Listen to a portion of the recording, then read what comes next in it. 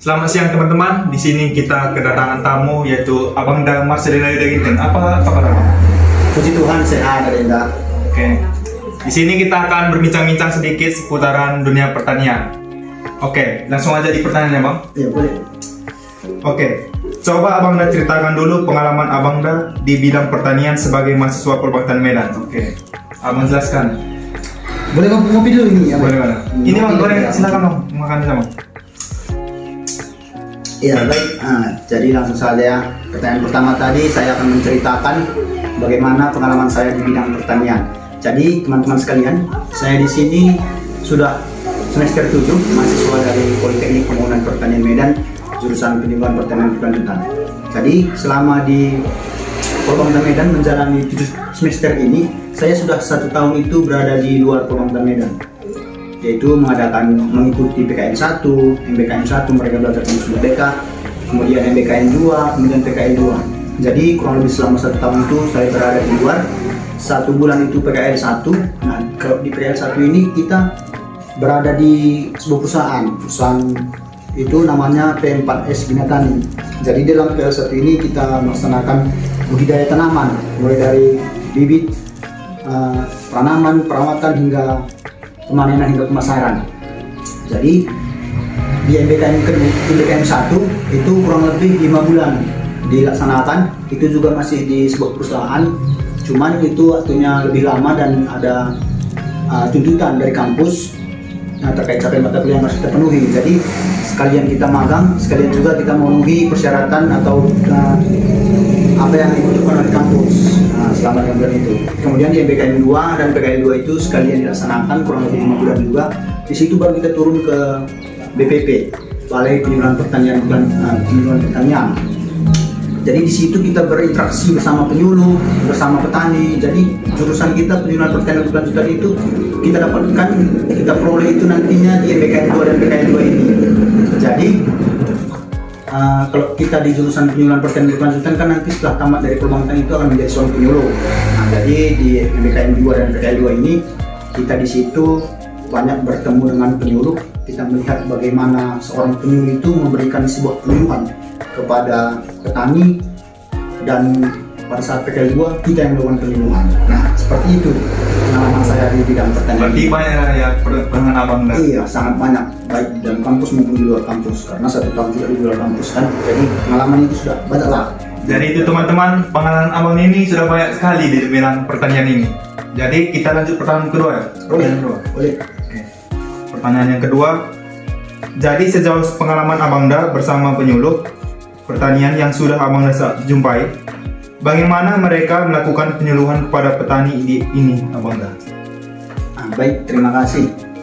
Nah, sejauh yang saya lihat, banyak sudah penyuluh yang sudah saya jumpai, apalagi pada saat MBKM 2 dan PKL 2 itu. Jadi saya lihat penyuluh-penyuluh ini melakukan penyuluhan itu hanya sekedar menyuluh saja. Belum ada yang terlihat itu dipersiapkan betul-betul.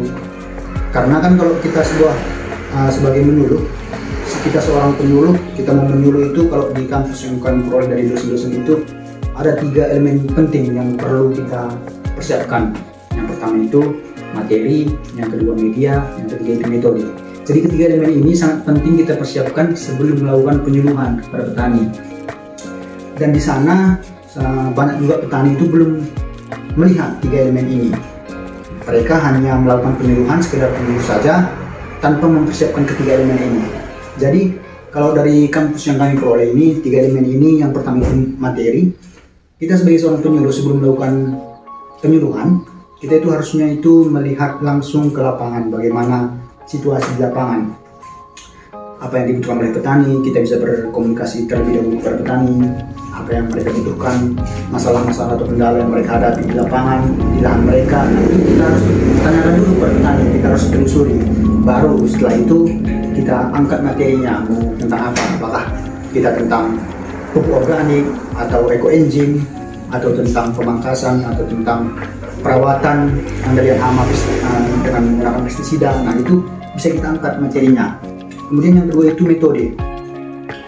Kalau tentang metode ini, seperti yang saya lihat dulu, memang sudah melakukan metode interaktif antara petani dan juga penyuluh.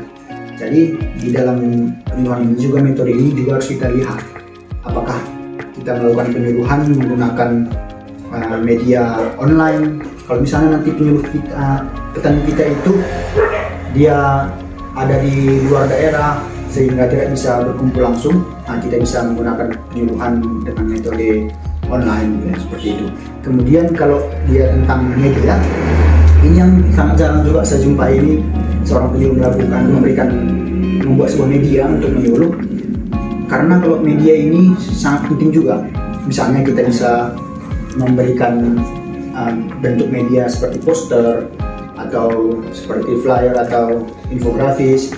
Nah, jadi pada saat kita memberikan sebuah penyuluhan, kita sebar itu poster kepada petani sehingga apa yang kita sampaikan bisa dilihat di dalam poster itu, supaya petani juga paham apa yang kita berikan. Kemudian dalam memberikan media ini itu juga harus kita perhatikan sasaran kita. Apakah petani kita itu kebanyakan di usia 50 tahun ke atas? Kalau di usia 50 tahun ke atas mungkin kan matanya sudah rapuh, tidak bisa membaca lagi.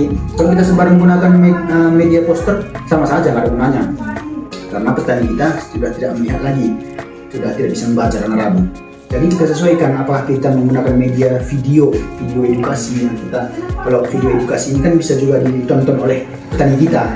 Jadi kalau misalnya petani kita di bawah 40 tahun ke bawah, kita menggunakan media posternya sah-sah saja. Nah, jadi dalam melakukan penyuluhan itu 3 inilah yang paling penting, yaitu materi, media, dan metode. Nah, itu saja yang bisa saya sampaikan, karena yang saya lihat di lapangan ini kebanyakan penyuluh itu belum memperhatikan 3 elemen penting ini pada saat mau menyuluh. Nah, seperti itu dia, Renda. Berarti kalau mau jadi seorang penyuluh banyak persiapan ya, Bang? Iya, banyak persiapan, karena harus menyiapkan ini itu biar apa yang kita sampaikan itu tidak asal-asalan. Nah, seperti itu. Jadi harus supaya petani juga merasa diuntungkan gitu. Seperti itu. Oke, lanjut ke pertanyaan ketiga ya, Bang Da. Ya. Pertanyaan ketiga, ada tips dan trik Abang Da dalam melakukan penyuluhan ini? Tips dan triknya, Bang? Kalau tips and trik dalam melakukan penyuluhan, yaitu tadi ada ketiga elemen ini harus ada, baik materi, media, sama metodenya. Jadi kalau materi, ya sebelum kita mencari materi apa yang cocok, kita identifikasi masalahnya, apa yang dibutuhkan oleh petani dan kendala-kendala di lapangan secara langsung, itu harus kita telusuri, baru kita angkat materinya yang sesuai dengan apa yang ada permasalahan tersebut dan yang dibutuhkan oleh petani. Nah, itu tipsnya. Kemudian yang kedua, media. Kalau media ini kita lihat juga sasaran kita, petani kita, mulai dari usianya ataupun pendidikannya. Kalau misalnya pendidikan petani kita itu rata-rata tidak tamat SD, yang kemungkinan besar dia tidak bisa membaca seperti itu. Jadi jangan menggunakan media poster atau semacamnya yang berupa tulisan. Memperhatikan ya. Iya, supaya sasarannya tepat. Iya. Jadi itu dia tips and triknya kalau tentang media. Kemudian metode juga kita harus perhatikan juga, kita harus interaktif, tidak menyampaikan penyuluhan, kemudian kita beri kesempatan untuk petaninya itu atau sasaran yang kita suluhkan itu dia memberikan pendapat atau pertanyaan, supaya apa unek-uneknya dalam hatinya ataupun permasalahan ataupun yang dibutuhkannya bisa dia sampaikan kepada kita, ya, biar lebih terbuka. Nah, kalau misalnya ada kendala cuaca atau apa segala macam seperti hujan, kayak itu nggak bisa dilakukan penyuluhan, bisa menggunakan metode online seperti menggunakan Zoom meeting gitu. Itu aja sih tips and triknya. Pokoknya yang ketiga inilah materi, media, dan metode. Nah, itu dia. Jadi itu teman-teman tips dan triknya kalau mau jadi seorang penyuluh ya, Bang? Iya, betul. Pertanyaan Anda habis nih, Bang? Sudah habis, nggak terasa. Makan dulu duganya, Bang, biar ya. Makan ya.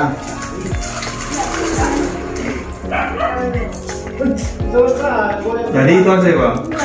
Itu saja yang bisa saya sampaikan atas pengalaman saya selama saya menjadi mahasiswa di semester ini dan apa yang saya dapatkan di lapangan. Seperti itu. Mungkin ke teman-teman juga yang mau menjadi seorang penyuluh ataupun para penyuluh yang belum memberikan penyuluhan yang sesuai, yang memberikan 3 elemen penting ini, ya kedepannya ya bisa diberikan dan dipersiapkan. Ya, biar sasarannya tepat gitu, Bang. Iya, tepat dan kompeten dia jadinya, seperti itu, nggak asal-asal. Terima kasih, Bang, sudah menceritakan pengalaman-pengalamannya di bidang pertanian, tips dan triknya. Terima kasih banyak. Jadi kita akhiri pertemuan pada kali hari ini. Sampai ketemu di pertemuan selanjutnya. Dadah.